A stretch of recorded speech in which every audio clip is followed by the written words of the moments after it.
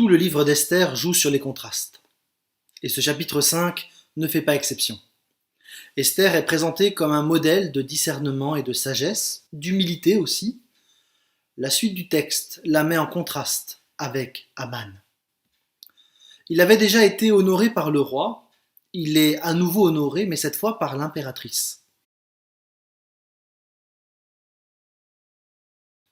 Aman s'en retourna ce jour-là, joyeux et le cœur en fête. En passant devant la porte du palais impérial, il aperçut Mardochée. Celui-ci ne se leva pas et ne tremblait pas devant lui. Alors Aman fut rempli de fureur contre lui. Néanmoins, il se domina et rentra chez lui. Là, il fit venir ses amis et sa femme Zeresh.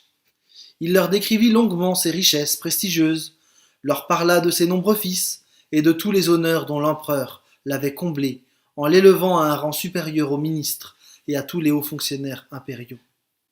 Et même, ajouta-t-il, l'impératrice Esther n'a invité personne d'autre que moi avec l'empereur au festin qu'elle a préparé. Et demain, c'est encore moi qui suis invité avec l'empereur. Mais tout cela ne compte pour rien à mes yeux, aussi longtemps que je verrai ce juif Mardochée assis à la porte du palais impérial. Sa femme Zeresh et tous ses amis lui dirent « Il n'y a qu'à faire dresser une potence haute de 25 mètres et demain matin, tu parleras à l'empereur pour qu'on y pende Mardochée. Puis, tu pourras aller gaiement au festin en compagnie de l'empereur. » Cette proposition plut à Aman, et il fit faire la potence. Le contraste avec Esther est saisissant.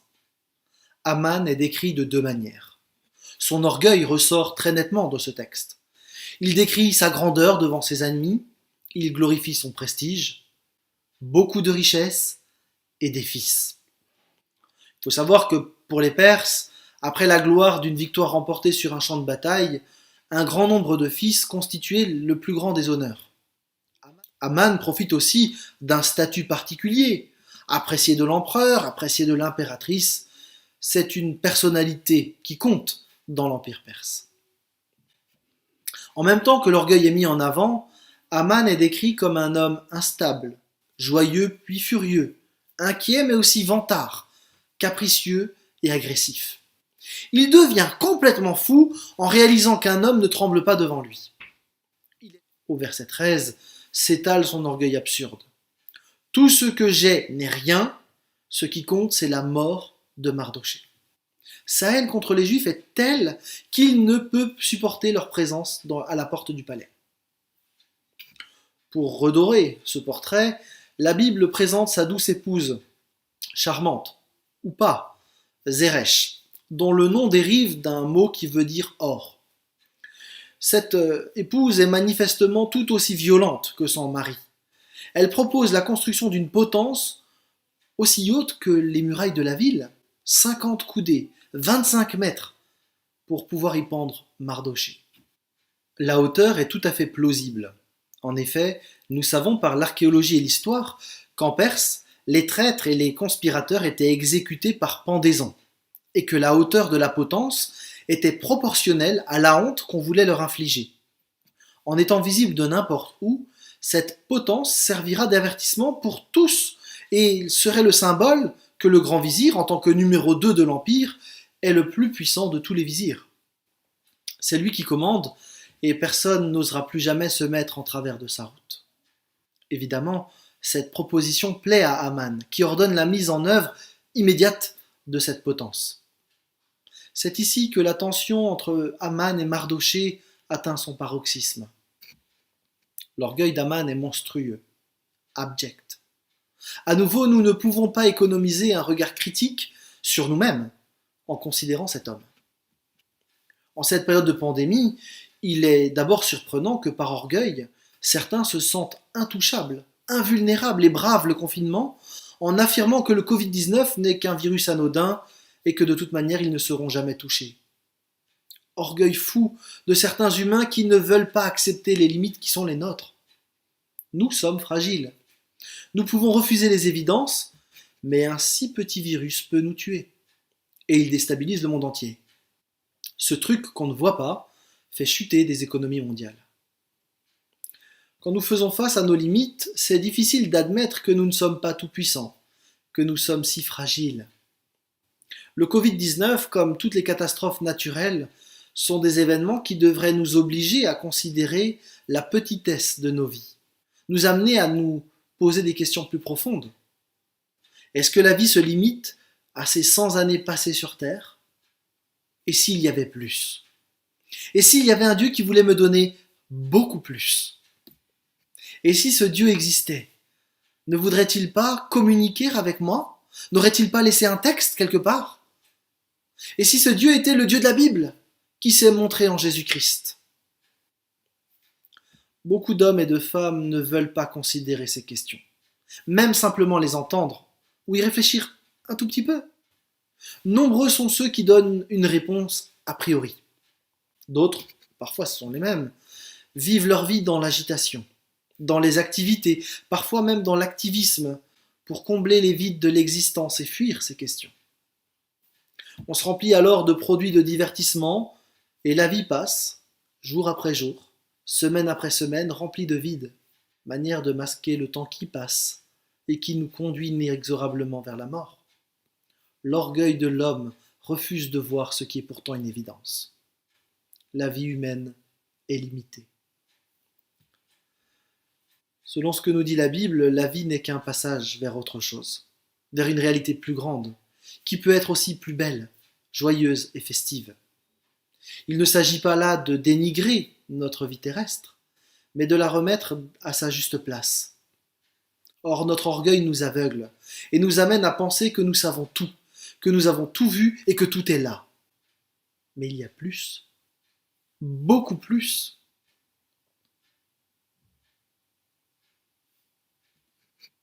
J'aime cette image d'Alain Auderset qui présente deux poissons, dont l'un des deux refuse d'admettre qu'il puisse y avoir autre chose. Il pense avoir tout vu par orgueil.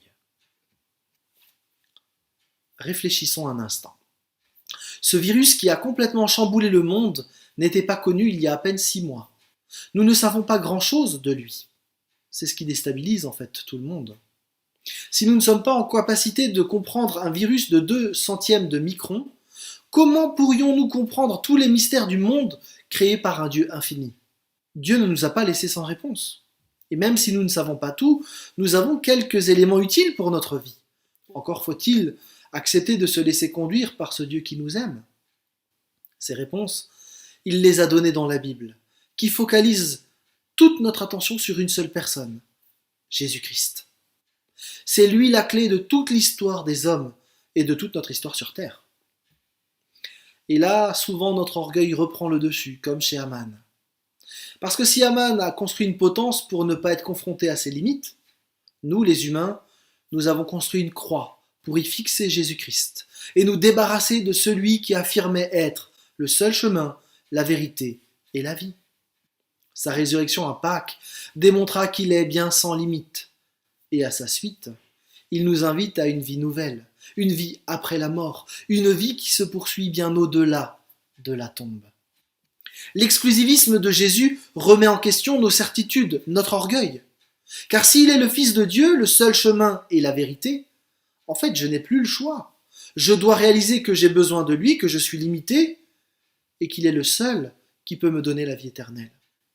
Je dois alors plier le genou et demander son aide. Tous ont péché, en effet, et sont privés de la glorieuse présence de Dieu, et ils sont déclarés justes par sa grâce. C'est un don que Dieu leur fait par le moyen de la délivrance apportée par Jésus-Christ. L'évangile, ce qui veut dire bonne nouvelle en grec, c'est précisément qu'il y a une espérance. Cette espérance qui est offerte à tous les humains.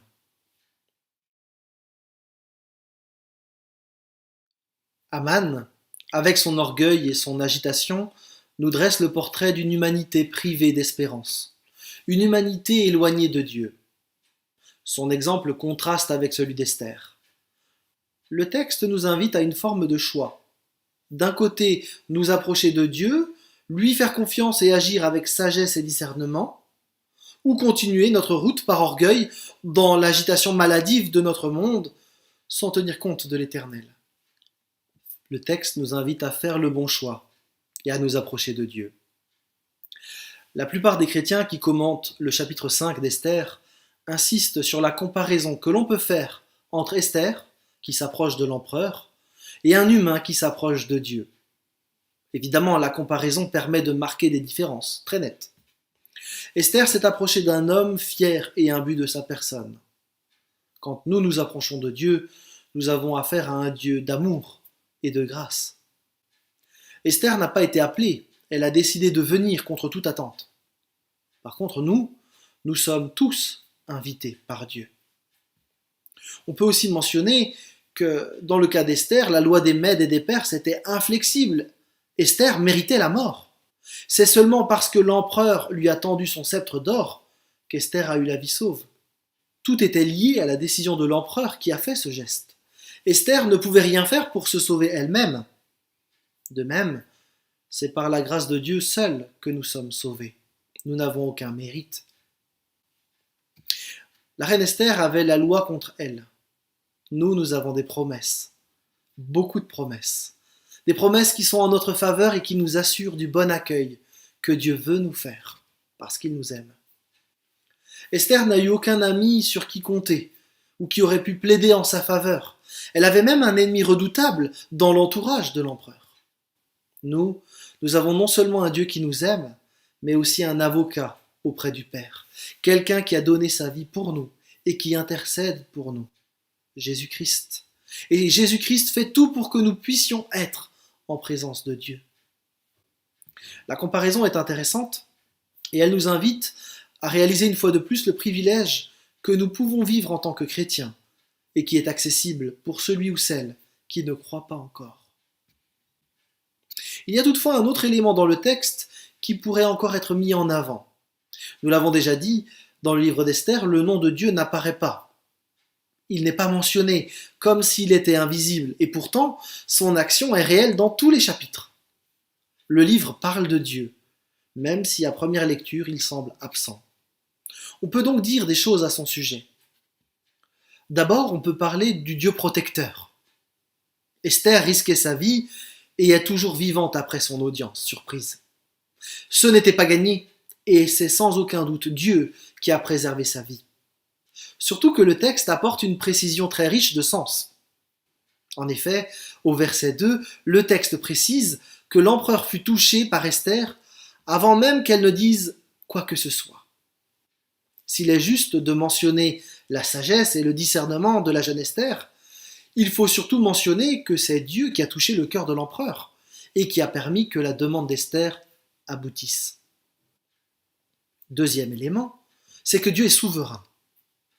Alors qu'humainement Haman semble avoir toutes les cartes en main, qu'il construit une potence pour Mardochée et que le décret du génocide est signé, publié, qu'il va être mis en application, dans l'ombre, Dieu veille continuellement, jour et nuit, sur son peuple. Il n'est pas dépassé, il n'est pas en difficulté, il est et reste le souverain. Dans sa providence, Dieu avait installé Esther comme impératrice. Et son plan va se dérouler contre toute attente, sans grand bruit, au travers de l'humilité d'une jeune orpheline. Finalement, le texte de ce matin nous invite à choisir de quel côté nous voulons être. Soit être avec ceux qui comptent sur leur propre force, qui se passent de Dieu et qui recherchent leur prestige, leur gloire, ou d'être avec ceux qui humblement cherchent à servir Dieu, avec discernement et sagesse, en étant soumis à un Dieu protecteur et souverain, un Dieu qui veille, même lorsqu'il est silencieux.